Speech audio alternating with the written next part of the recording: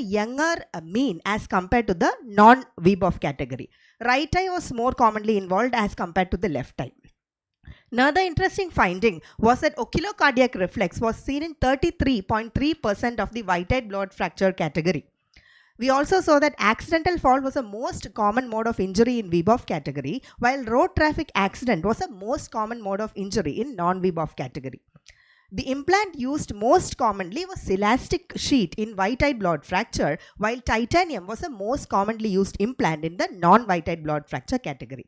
While when we did a bivariate analysis, the occurrence of a white-eyed blood fracture pattern and VBOF configuration, that is basically the absence of multiple wall fractures, were actually related to a good outcome. But when we did a multivariate analysis, no factors were basically statistically significant. This could possibly be due to smaller sample size.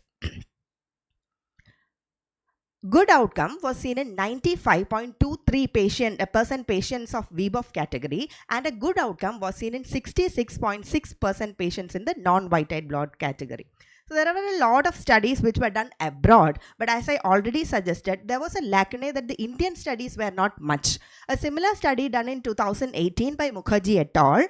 Was in line with this, and they had found out that road traffic accident was the most common mode of injury in pediatric orbital fracture, and the most common implant used in their study was porous polyethylene.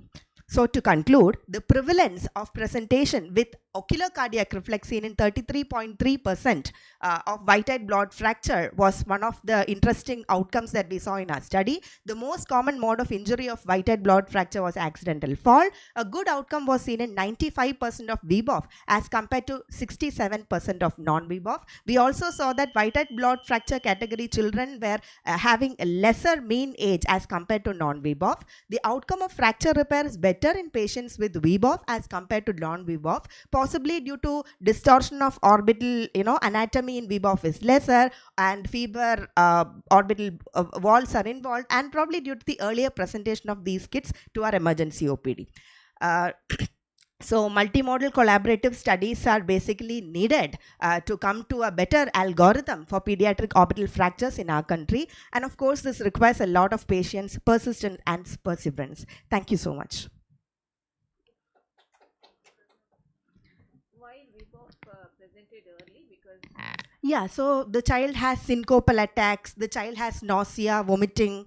So when all these things, the parents get sort of worried, and they bring the child earlier. Because I would have expected non-VBOF, which has really so some injury, should come earlier than VBOF. Probably it could also be because we are an ophthalmic setup. So these non-VBOF category mostly would have gone to other multi-specialty hospitals. So this was an interesting finding that we saw when... So VBOF came to you directly without reference? Yeah. And what is the follow-up? You said only one visit you included. What is the maximum follow-up you would have had? Only the first initial presentation, if they had come, we usually did not include. But after the one visit? Multiple, because if some patients have undergone surgery, then multiple. So we... How many? How much mean follow-up? Post-operatively, 3 more. Because that is how we see the patients. First day, then after 2 weeks, then after 2 months.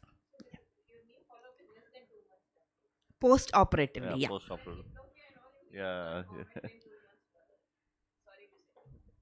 Okay. So that's why I'm asking, what is your follow-up?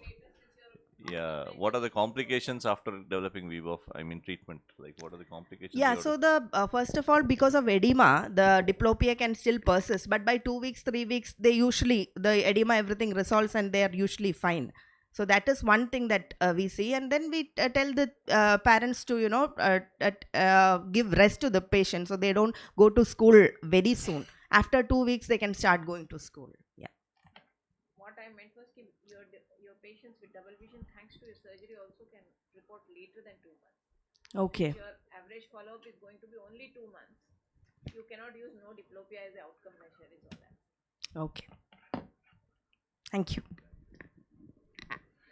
Yeah, next is the last speaker, and that's Dr. Gayatri GJ, and she'll be talking on analysis of orthoptic magnocellular stimulator as a treatment modality for amblyopia and IXT. Good morning all. My topic is analysis of efficacy of orthoptic magnocellular stimulator as a treatment modality for amblyopia and intermittent exotropia.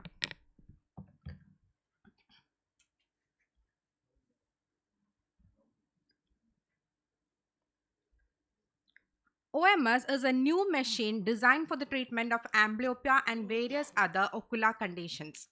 When the peripheral stimulus makes the eye to move to ensure foveal fixation, it is termed as overt attention. But when the patient is fixating on central light and can still see the peripheral lights, it is called covert attention. So both covert and overt attention stimulate the lateral occipital cortex via the top-down impulses. Both motor and sensory aspects of vision are the principles used for the development of OMS. When M cells, that is the magnocellular cells, are stimulated, it will stimulate the fovea. The foveal stimulation usually starts a few milliseconds before the saccadic movement has begun, and it always lasts after the completion of the saccade. And it is concluded that fovea has zero retinomotor value, which is an important principle used in the development of this instrument. My aim was to evaluate the efficacy